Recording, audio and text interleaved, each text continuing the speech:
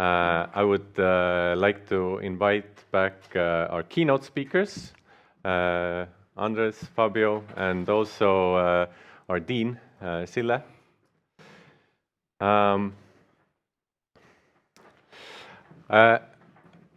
I really liked how, Anders, you talked about cities as systems of systems.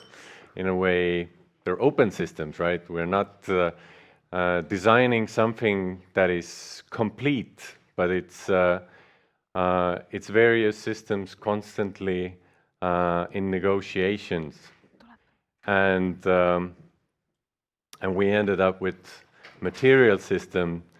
I really like the way Antoine Picon describes materiality as not something that is rooted in the physical properties of the material, but it's actually rooted in our culture, the way we perceive materials. And this brings in, as you mentioned, narrative and poetics. And so, in a way, the setup of this building systems is not a question about engineering the world, but rather sneaking in subjectivity, sneaking in the human perspective, bringing in collectives and communities into those systems that at one point are very precise, like Fabio's robots placing bricks, but at the same time are unruly, like foam or living materials, that we somehow have to negotiate. Like the world is always broken, right? There are never perfect systems. But still, in this kind of, as I started out this day with us being in this difficult times of various crises, we're constantly being pushed towards ideally working systems, like in the Cold War era. And my kind of big question is, how do we keep this discussion, debate alive, and how do we bring subjectivity to the super complex things that are driving the way our societies work? So what is the architect's not agenda, but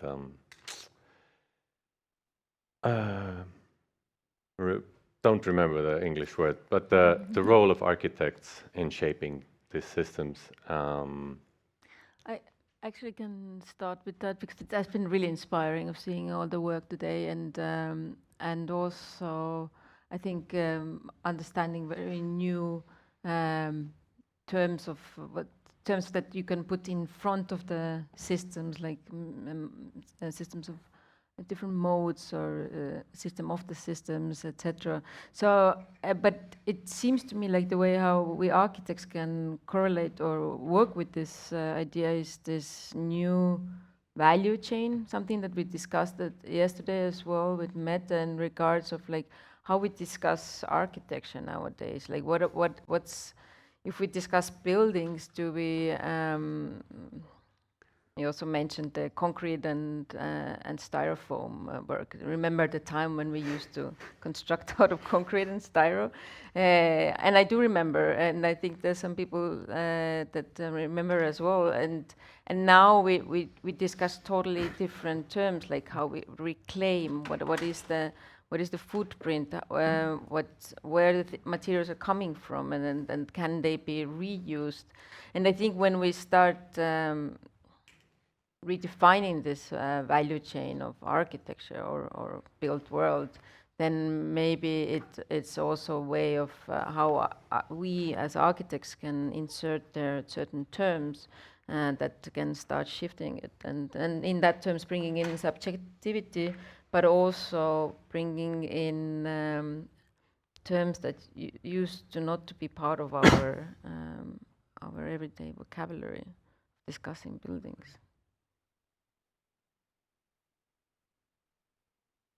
Maybe I take it from here. Yes, please. I think recently I spent some time reading about building systems of the 60s, the 70s, and I mean it's extremely intriguing to understand how these people were thinking, and many of them were great architects that did extremely valuable contribution. But what is sort of disturbing is it's the feeling that this is the last step.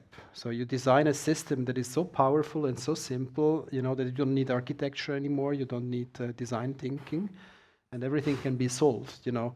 Great people like Konrad Wachmann, Gropius, General Panel System, you know, somehow intriguing, but also extremely naive. And the most important thing is, or difference is, if we think in systems, in the categories we have discussed today, you know, where you, in our case, for example, we claim that you design processes, so designing the tool that the machine or the human has is part of the design process, then these things are heavily depending on design competence, you know, because they have to change all the time, or they can change all the time. If you think architecture in terms of writing software, yeah, you are flexible, and you have to bring in the right knowledge, point one, you know, and then to apply it in a creative way by questioning all the time what you're doing.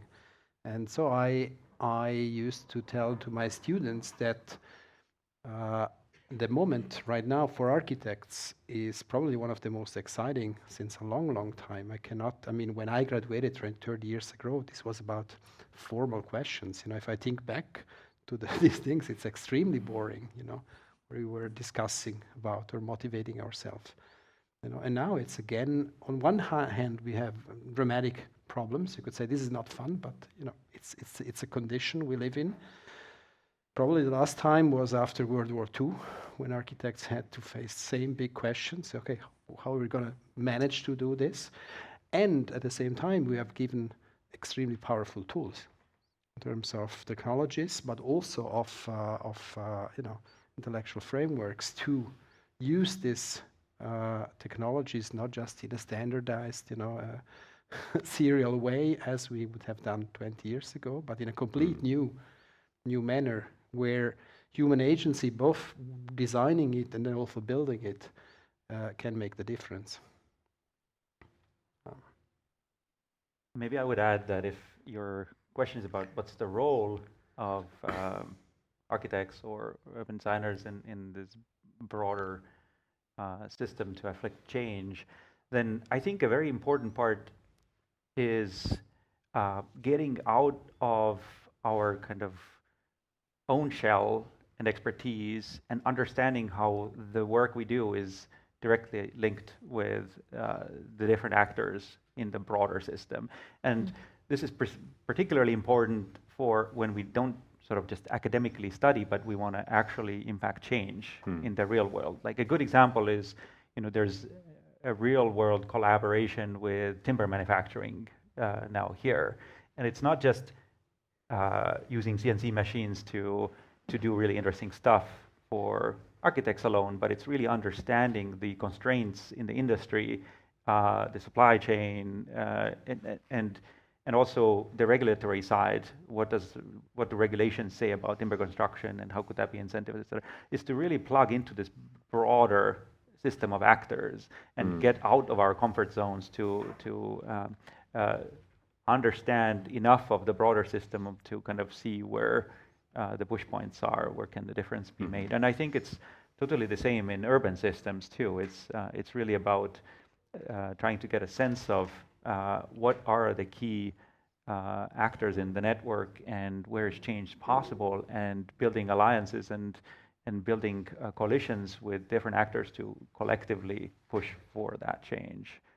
I think that's really a role that is not traditionally a role of architectural education, but if more and more universities in particular are becoming research oriented, then and want to actually impact real change in the world, then I think it's an inevitable role. I think that's a very important point that connects to the to the idea that the systems are never perfect, that we can act on certain points within the systems and find the ones that have the biggest impact, right? This is kind of the goal. Which battles do you choose? Maybe it would be, I think, also to be a little bit self-critical towards our tradition for thinking about systems. No? So maybe inside of the general understanding of systems or systems theory, there's also a desire for control. We might call it steering on a nice day. And if we're second order cybernetics, we might also understand that we are part of the system, but it still has a sort of fundamental mechanistic corpus. No, it is a mechanism, and in that mechanism there is a sense of that the reason it is put into the world is to be able to control something, more or less. I think that's a very modernistic position. No?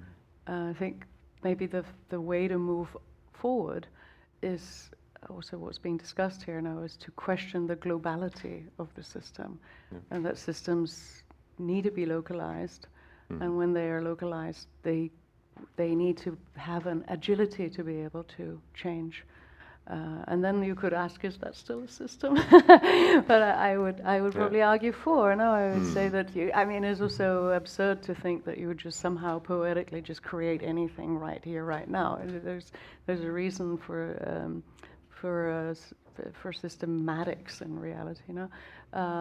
But it's about having to attune to those systems and attune those systems to ideas of locality.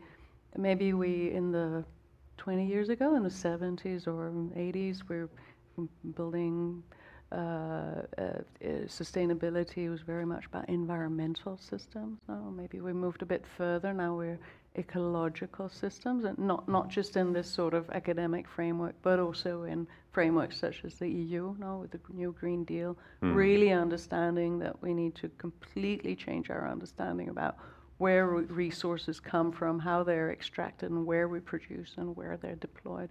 So I think maybe this is a sort of fine grading of attunement, and at the core of it lies this desire to localize as a very different kind of method. No, you're talking about the 60s and the 70s. No, then structuralism in a way is the opposite, no, of those ideas.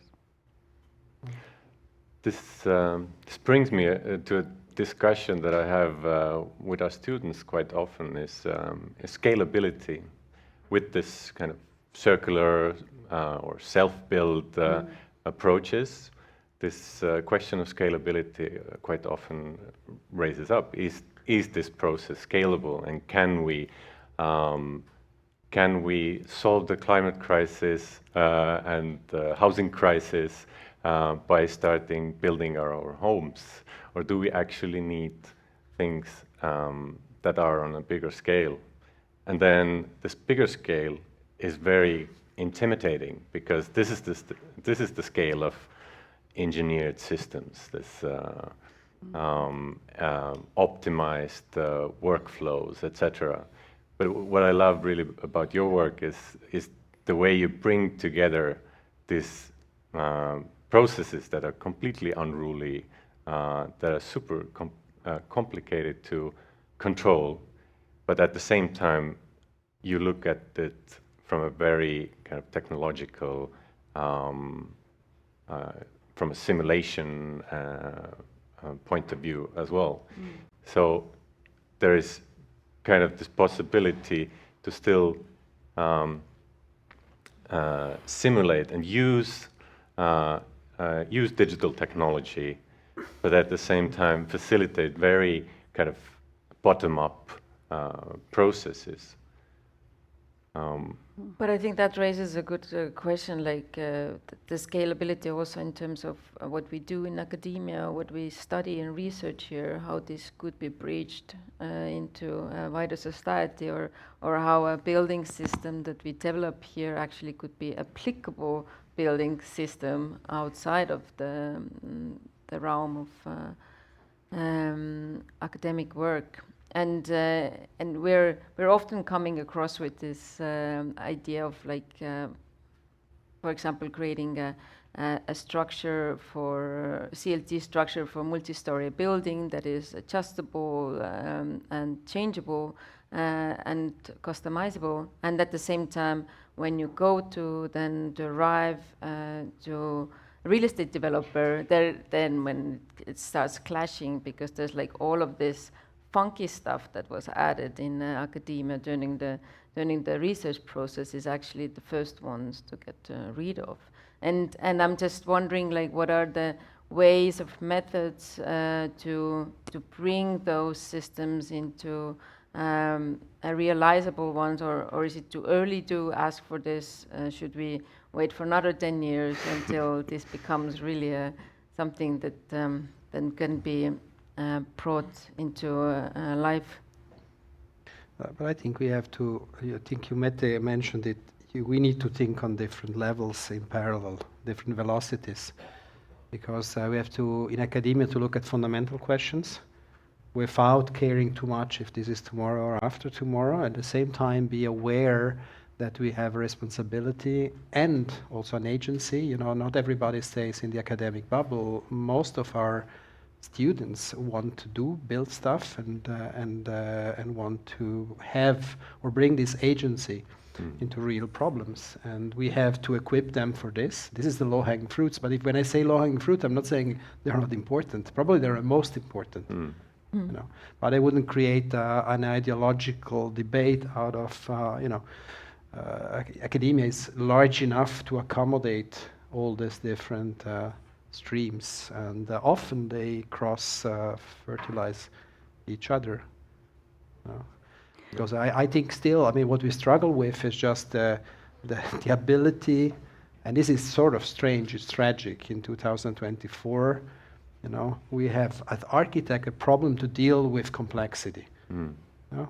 We claim to be designers, so to think in complex things. But if I ask, you know, students, and this is not a joke, if you ask, okay, how many parts, how many columns, or you're not even asking how heavy is the building, like you know, Buckminster Fuller asked Norman Foster probably 50 years ago, you know, confusing him. I'm just asking how many columns do you have, and these guys, you know, do design these things digitally, so they are very, very close to those numbers, but not aware how important these things are in order to really gain a control on things, you know, because you're not talk about life cycle assessment and such complex things without knowing how much parts, you know, you're talking about. This is, and I think this is the low-hanging fruits. There we have to be more, you know, I think serious about these things, or let's say to take the tools we have more seriously. And on the other side, we really have to look at fundamental questions. They are not just material or technological questions, are cultural questions. How do we deal with decay? So how can you make decay, turn it into something beautiful, and not something you should avoid, you know? Because this is not a law of nature. This has been as many things. I was talking about the relationship between human and tools. This hasn't been a conflictual one. I don't know any craft person that hates his hammer. That doesn't make sense. They depend on each other. But 250 years of industrial revolution has created this paradox. And same thing is with this myth that materials should last forever. That is completely artificial, and you know, it's a singularity in history. You know, everything else before and after doesn't make any sense. You know. But it's propagated by our existing industrial framework. Yeah. Because the idea that every piece of material around us has a particular lifespan, and that lifespan is certified, and after 20 years that glass has to be remade because then it's out of lifespan, it's no longer certified. All of this legislation, all of this thinking is really returning us to an idea of permanence. Now, the fundamental value proposition of architecture is I buy a building as it was designed. it's nice and new and fresh, and it will remain like that. When when I experience failure, it is a catastrophe. I mean, it can be a planned catastrophe. Every building has a maintenance schedule now, but at the same time, it is not understood as part of its ecology. I think that's a very, very different standpoint to look at. And I think it isn't, I mean, it can be, it's coming out of this project, and we're looking at these things and so, but it is actually a consequence of circular design, and therefore it is embedded into the Green New Deal. It is fundamental to the way that EU is thinking about how we need to live in our societies. And we need to tease out, well, what's the consequence of this? We have together been discussing in lunch breaks and dinners and so on, the enormous speed by which timber construction is being adopted into architecture now in the last 5-7 years, how this is really changing. I think that the next wave is going to come really, really soon when we understand the consequence of this new wonderful material onto our ecologies and the pressure on the forest. And everyone's talking about this now, but we don't have any way of mapping design decisions back to ecologies.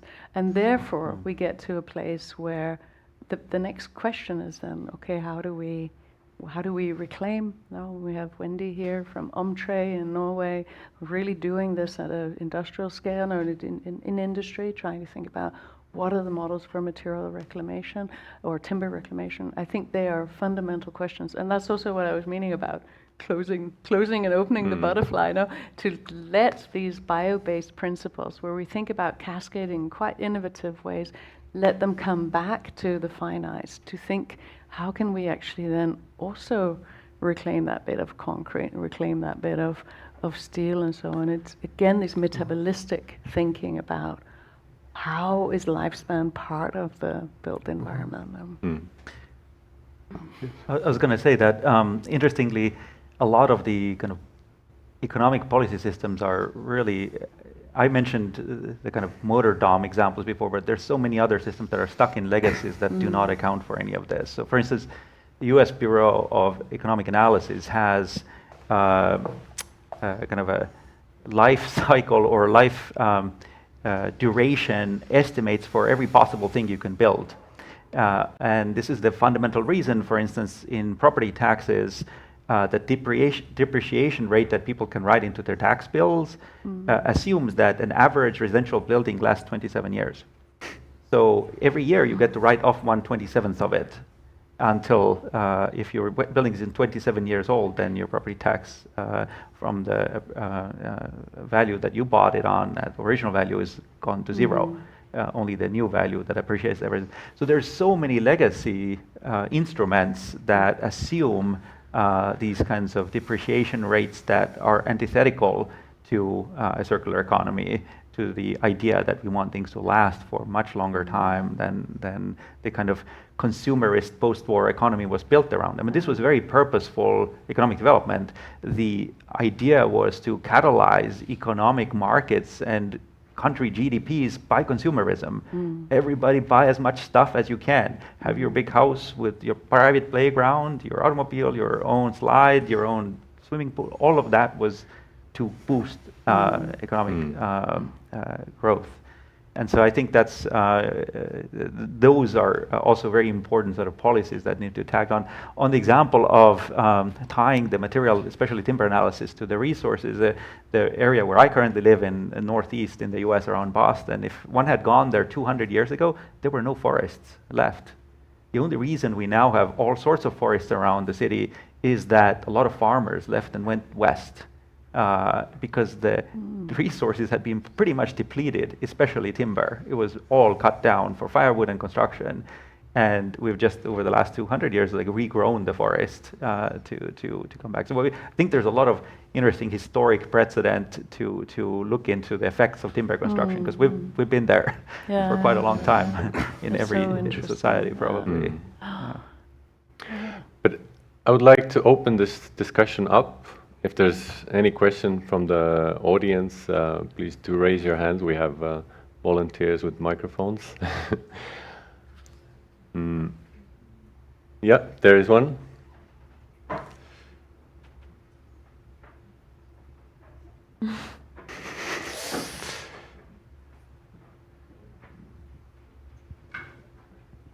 Yeah. Hello. Hello. Can you hear me? Yes.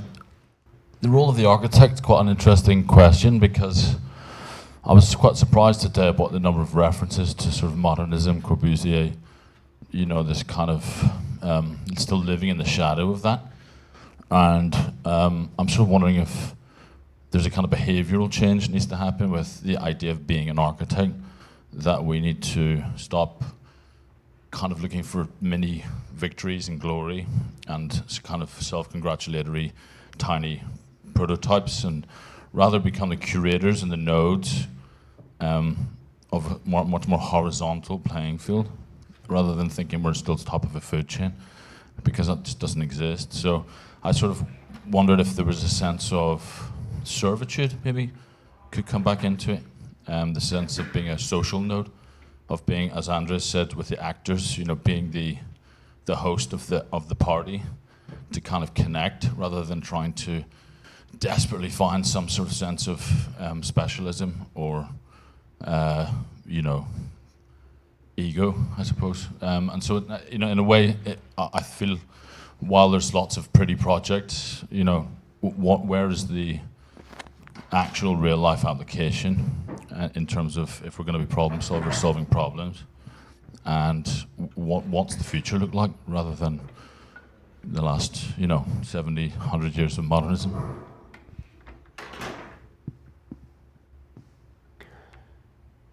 Okay, it was not directed to anyone special. Anyone who would like to take it? Meta? Yeah, it's a difficult one, though. I mean, it's critique, and I don't know. I feel I think it's really important to not stick your nose up against the window of application. If we do that, we lose sight of perspective. I think it's really, really interesting to work with industry. I think it's really, really inspiring and important to have thresholds that are very porous, that allow ideas to flow forth and back. But at the same time, I think research questions need to have a broader identity. It's simply our remit is to have a longer perspective. And then when you're saying the idea of the project, then I think maybe anyway, Fabio and I are proponents of, I'm not so sure if it would map straight, but and also EKA, no, Sila and Sim's work is an idea that design itself can also be understood as a research method. So the result is not, like the object is not the result. So what I was trying to talk about is that these inquiries are looking at the methodologies, the ways by which we can challenge architecture, but that the making of the project is the way to understand that. I think that is it. So the enacting of the project allows us to situate ourselves inside of inquiries that cross different kinds of boundaries, whether they're technological or, you know, these workflows, we see them all over the place, different kinds of workflows. They are about trying to bring these different concerns together. I think design-led research as a method is very, very productive to try to think quite fundamentally about what it is that architecture can produce. Yeah. I agree. I deeply believe in design as a discipline, and I can also understand that this irritates people that come from outside the discipline. It's hard to argue for it. What I think is just we need to remap a bit the boundary condition under which design is taught and also applied. There are many understanding of design, probably most of those historic ones, the heroic one that dramatically failed at all levels, you know, the urban down to the system, to the constructive system. But when we recognize this, we shouldn't give up. We should just refine the tools both the intellectual tools, where we should start to think in more modest but also more long-term categories when we think about design and our agency, and then be, as I said, more serious about the tools. If we claim to work with complex things, then we should also manage the tools that are there, that allow us to build with complex systems. If I think, this timber discussion is interesting, because I think reclaiming timber fundamentally important, but this is a very tricky long-term question. This is fundamental research. But right now, the industry is adopting mass timber because it allows them to, skip the question of complexity. So you reduce the complexity of timber construction. It has been a complex one for thousands of years. So many parts joined in very special ways to just homogeneous part slabs that have one degree of information, which is a line, the same way you define on a plan concrete slab. And eventually you cut this, throw the material away, and then you cut some holes because some installation and stuff has to pass, Real timber construction is made out of such a slab is 200 parts. And the problem is they all look almost identical, but they're not. They're all specific for a good reason. So there is a lot of knowledge in there that since not a long time ago was just managed by craft people, and now has to be formalized. And just to give you some numbers, often we talk about, let's make concrete slab a bit, thinner. We could go down from 24 in residential, let's do them 18, Then we save a third of the material. But between mass timber and timber frame construction, there is a ratio in material of 1 to 10, This is dramatic. So with the same material you do, with the same performance, 10 buildings, And there we have to look at as architects. These are design questions. We cannot just delegate to industry and say they will make it. They don't care. Basically, it's about how given the boundary conditions, the policies and the regulations. How can I be competitive on the market? And right now the question is mass timber. This is competitive.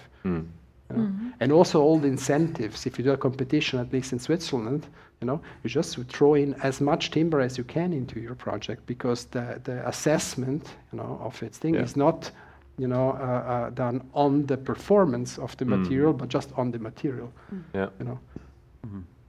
We have another question here. Firstly, thank you very much for the great presentations.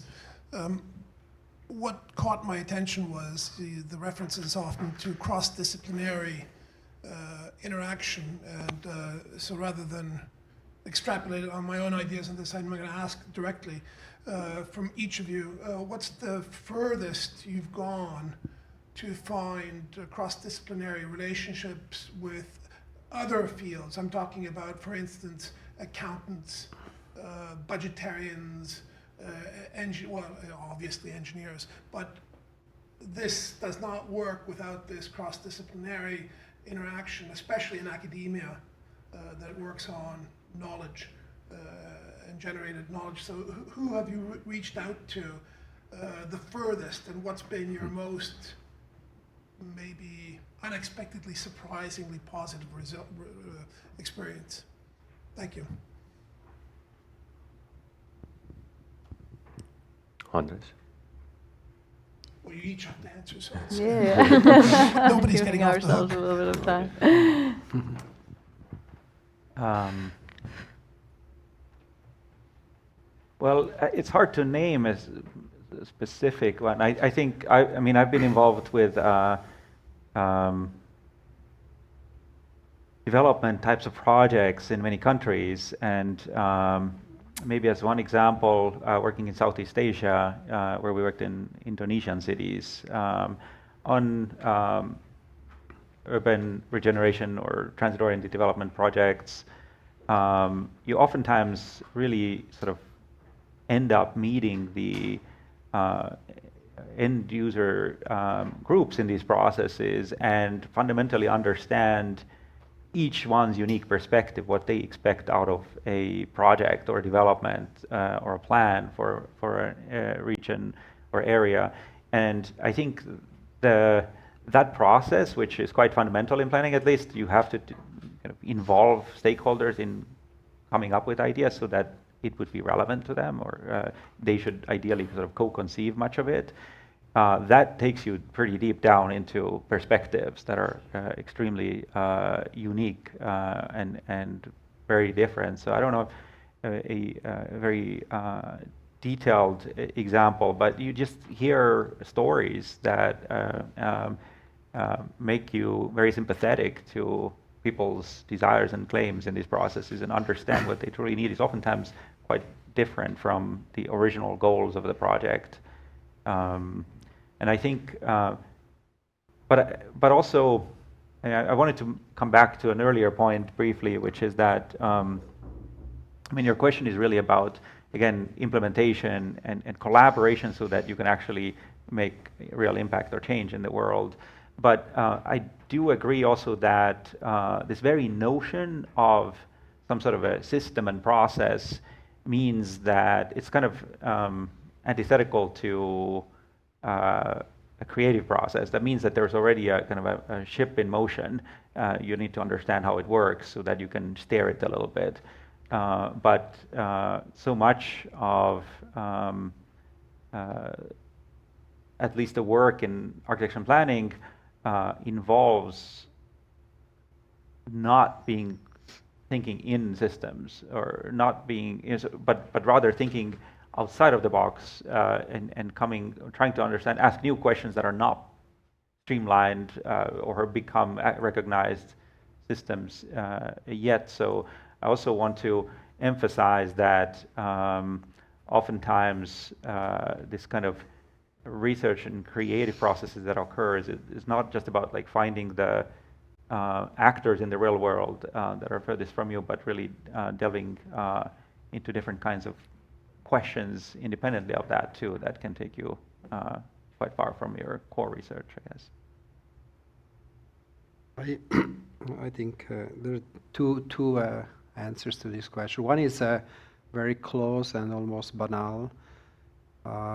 It's reaching out to craft people or to the industry in order to understand how things work and why they work like this, in order to then be able to manipulate the system.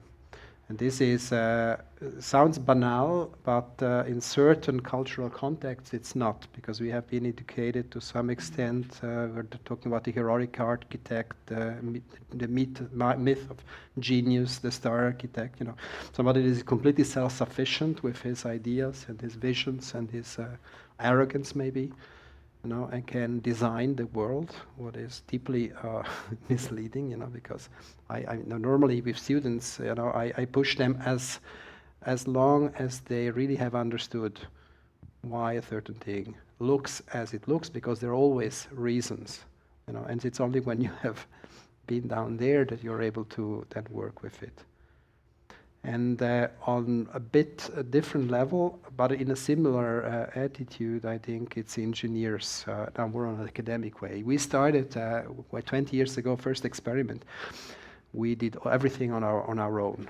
This had a certain justification. Probably we felt that you know, there was nobody out there that would help us or would understand.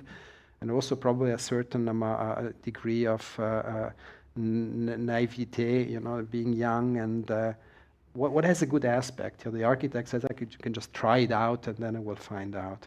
But then pretty soon, and this was when interdisciplinarity became program with us. This was 10 years ago with the NCCR. Mette knows very well. This was a program that really, you know, try to bring together people that had completely different view on the world and experience, and normally would not collaborate at this level. Would maybe, you know, if a problem would be very well formulated, they would solve it, but they would never sit at the same table to find out what the question is at all. And this then is roboticists, is engineers of all sorts, material scientists and so on, that where you then at a certain point understand it's nice as an architect to believe that you can change the world, but without a real humble interaction with people that know a lot, that are not designers, that don't care, don't understand, but know about these things, you go nowhere, in a robust, sustainable way. And then the question of scalability comes in there, because if you don't engage these people, you don't make them excited, things will not change so fast. Meta. So it's a wonderful question. I'd also like to go a little bit off topic and then try to fit. So also thinking that in this discussion about system and as being somehow a sense of control, and of course there are other traditions. Now you were showing these cybernetic foundations, but when cybernetics moved to the UK in the 50s, 60s, 70s, I mean, the foundations of the AA school lie with these kinds of thoughts now around Gordon Pask and Cedric Price's archigrammes, ideas of setting systems into the world and then understanding that they are fundamentally indeterminate, so that they have within them the poiesis, the capacity of poiesis.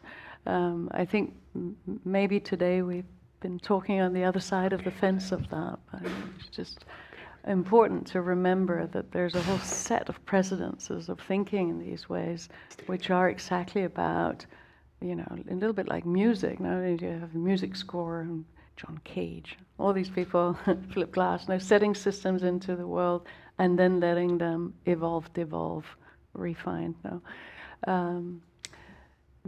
Remembering that part of it. And then when we come to this question of interdisciplinarity, then I think working interdisciplinary is really about understanding your partner's research goals.